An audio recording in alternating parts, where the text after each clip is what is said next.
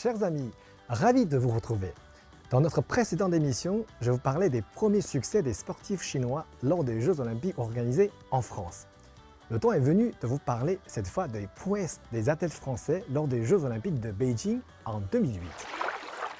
Et pour commencer, Alain Bernard, monstre français de la natation, sa silhouette pénètre dans le cube d'eau de Beijing où ce 14 août 2008, sa vie changera à jamais en 47 secondes et 21 centièmes.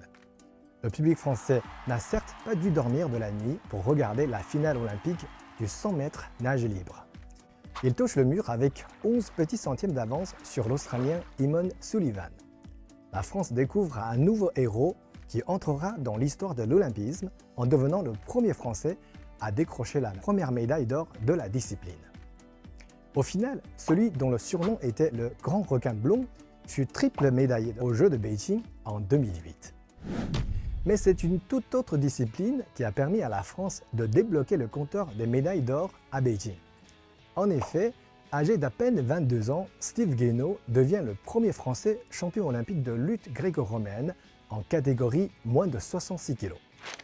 Le dernier médaillé d'or en lutte étant un certain Henri Deglane, sacré à Paris lors des Jeux Olympiques de 1924.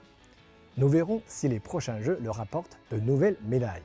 Pour l'anecdote, Steve n'est pas le seul représentant de sa famille et de sa discipline.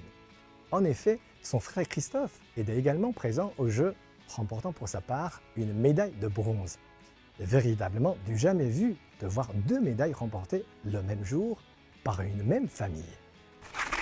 Savez-vous qu'il existe une autre discipline qui a fait sa toute première apparition aux Jeux Olympiques de 2008? Il s'agit du BMX féminin et la première médaille d'or olympique a été remportée par une Française, Anne-Caroline Chausson, tandis que la médaille d'argent a été remportée par une autre Française, Laetitia Lecorguillet. Au cours de prestations extraordinaires, les deux jeunes femmes ont su s'imposer avec brio en ce 22 août 2008.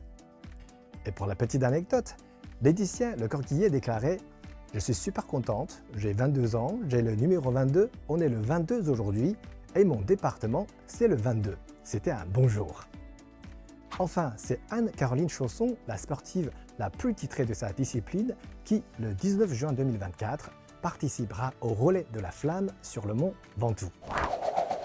Et l'on ne peut parler de ces exploits de la délégation olympique française sans faire référence aux célèbres experts. C'est ainsi que l'on surnomme l'équipe de France de handball qui a commencé à écrire sa légende à Beijing. Tout arrive le 24 août 2008, finale de la France face à l'Islande. Les experts ont non seulement remporté l'or, mais ils ont aussi inauguré une ère de domination sur le handball mondial. Première médaille olympique et 40e de la France durant ces Jeux. Ces athlètes ont prouvé que la combinaison de talent, de travail d'équipe et un peu de folie peut créer des moments sportifs immortels. Leur héritage se poursuit, inspirant des générations de joueurs et de fans. Avec cette 26e participation aux Jeux Olympiques, les athlètes de la délégation française ont décroché une moisson de médailles lors des Jeux de Beijing de 2008.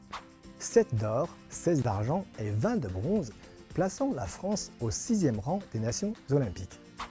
Et c'est lors de ces mêmes Jeux que la France a remporté son plus grand nombre de médailles de toutes ses participations olympiques depuis un siècle. Et par là même, montrant au monde que la France n'est pas seulement le pays du vin, du pain et du fromage.